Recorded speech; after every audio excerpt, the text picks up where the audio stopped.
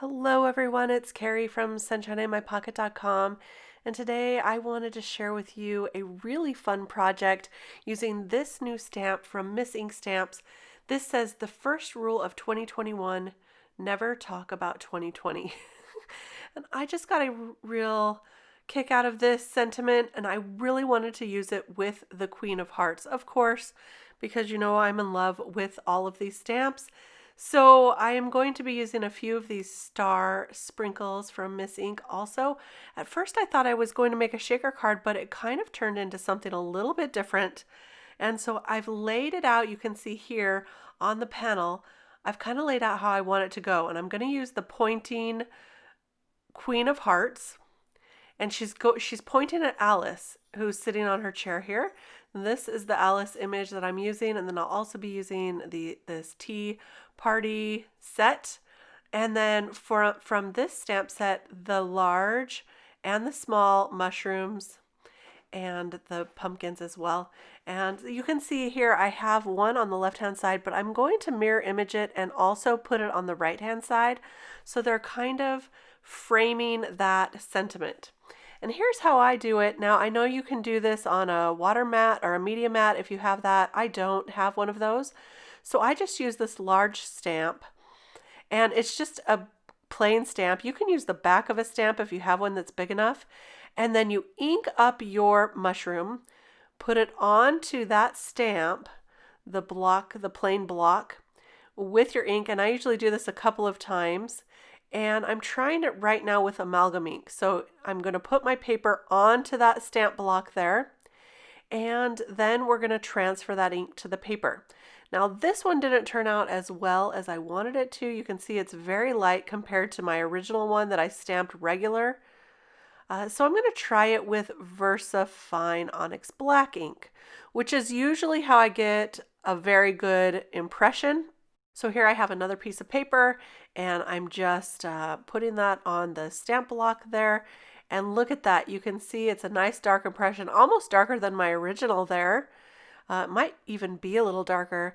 The problem is that it's VersaFine, so it's not Copic friendly. So I'm cleaning the stamp off real quick because I want to make sure not to have that stick on there. So anyway, back to what I was saying is, when I did that transfer, I used the VersaFine Onyx Black, and it's not Copic friendly. So I made sure to let that dry a really long time before I colored it, and I still got a little bit of ink transfer, but I think it worked out okay. What I'm showing you here is a picture of a color inspiration that I got, color chart from Pinterest, and I wanted it to kind of be bright and a little Dr. Seuss-ish. So I chose some Copic colors to match that color combo, and I think it's they're fun colors, really fun colors. So I'll list those on the screen for you here. I'm starting out with orange, and I'm going to make this large mushroom that's going to be on the left side in the orange colors. And a lot of times when I Copic color, I find that as I blend out those colors, I lose a little bit of the darkness from the darkest color, so I'll go over it again. And that's exactly what I did on this orange mushroom. So I start with the darkest and then blend that out through the lightest, and then go back again, starting with the darkest, and blend it on through. And I think that gives it a lot more depth. And so that seems to be the way that I like to color. So give that a try and see how it works for you. So I'm going to finish coloring the top of this mushroom, and then I'm also going to color the stem of the mushroom the same, and I will color underside of the mushroom a little bit lighter. But I'm just showing you how I'm coloring this up here. I'm not going to leave all the coloring in because this video actually was a little longer than I expected, and so I'm just going to leave in a portion of the coloring to give you an idea of how it is going. So for this orange mushroom, you've got those darks and lights, and now I'm going in with the pink colors here, and that's going to be on the smaller mushroom, and then I'm going to color up the leaves with a variety of greens, actually just a couple of greens. I made the green part a little bit easy on myself. and then the pumpkins are going to be blue. And you're going to find out that in my coloring, I'm not doing the traditional Alice in Wonderland coloring. This is kind of a topsy-turvy Wonderland world today, and so none of the colors are quite traditional. Now I've got this stencil also from Miss Ink Stamps, and it is a keyhole, and you get two different sizes, but not only do you get the stencils, but you get the negative pieces as well, this piece here and here. And so you can do a lot of really neat techniques with this stencil. Today we're going to start out using the negative piece here. Otherwise they would throw away. I'm so happy that they just included this in the stencil set. So we're going to start with the largest one, and I'm just adding some repositionable adhesive here, and I'm going to tack that down temporarily while I do some ink blending. So I'm just going to take some inks here. This is some distress ink, and I'm using my blending brushes to blend on just a touch of that ink. This paper that I'm using today is Bristol Smooth, so that I get a nice smooth transition with these colors. I also like ink blending on Neenah Solar White. I find that I like them both about the same. So Bristol or Neenah would work really well here. So that middle color was the Antique Linen, and now I'm going in with Faded Jeans on the top, and I'm just putting down a light layer at first. This is just to get it started and start off the ink blending with that negative piece in the middle. And as soon as I finish this light layer, I'm going to remove that piece, and I'm going to instead put the smaller piece inside. So you can see I'm lining that up right in the middle. It might be a little bit difficult to see on the video. And now I'm going to take the larger keyhole outer stencil and tape that on so that when I color up in between those two stencils, I'm just going to get that center portion. And the reason I'm doing this is because I want that center portion to be lighter than the darker outside portion. You're going to see what I mean in just a minute.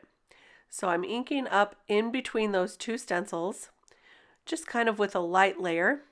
And then once this is done, I'm going to go back and darken up the rest of it. So I hope that makes sense. You'll see how it turns out in the end. We kind of get a neat two-tone double keyhole effect. I don't know, something like that. But it looks really neat. So here I am just finishing that up real quick here. Now I'm going to remove that stencil. As you see, remove the smaller keyhole, and you can barely see the difference. And then I put the larger one back on and re-inked the whole entire thing. Sorry, I missed that part of the video. I accidentally lost the footage, but you can see that the inside portion is lighter and the outside portion is darker because I darkened that up. And this is how I'm going to lay this all out. I'm going to stamp the sentiment now in the center. I love the sentiment. I think this is truth in our world and in Wonderland. And so I'm just going to stamp this down with some VersaFine Onyx Black, and then I will heat set that with some clear embossing powder. First roll of 2021. Never talk about 2020. Now, I got a little bit of extra embossing powder on that ink because it was freshly inked, so it did stick a little. So I would suggest to wait for it to dry or to heat set it before you do your heat embossing. Your inks are stamping with the ink and then embossing with clear. But it worked out okay because I took a paintbrush and just swept off the additional that I didn't need of the clear embossing powder. And now I'm just going to glue down the bottom layer. And you can see I didn't even color up that pumpkin in the front because the Queen of Hearts is going to cover the entire pumpkin, basically. And so I didn't worry about coloring that. I'll glue those down, making sure not to cover up any of the words. But see how cool that is when you have a mirror image and it just flanks either side of the sentiment. It's kind of cool, a cool look. So now I'm going to place Alice down right there. I'm going to use some 3M foam tape This is my favorite, and you can see my roll is getting low. I always get a little nervous when my roll gets down this far, but don't you worry, I already ordered another one. It's on its way. So there we popped up the Queen of Hearts, and now we'll just pop up Alice. She's sitting in her chair and enjoying a cupcake there, which I think we all deserve a cupcake right about now, don't you? I'm going to pop her up, and you can see I colored her not traditional as well. She has a yellow dress, and so does the Queen of Hearts. Now we'll pop up the tea set here for the tea party with the foam tape, and we've got a lot of dimension and a lot to look at already on this card with the key hole in the background, that awesome sentiment, and all of these beautiful images. But we're not done yet.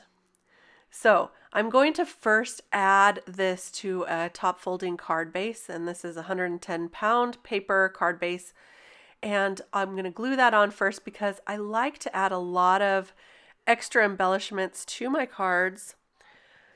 You might have noticed this. I like the bling, I like the extra.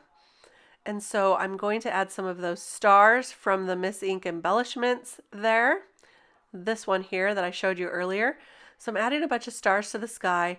I'm going to add some glitter pen to the undersides of all the mushrooms. And here I'm just attaching those stars with my rainbow jewel pick or jewel gem setter. Yeah.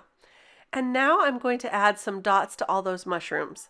I had chosen a couple different colors, but in the end I went with white because it popped the most, I felt, on this scene. So I'm just adding dots over all of those drawn in dots on the mushrooms. So you don't even have to think about where to put these, which is a beautiful thing.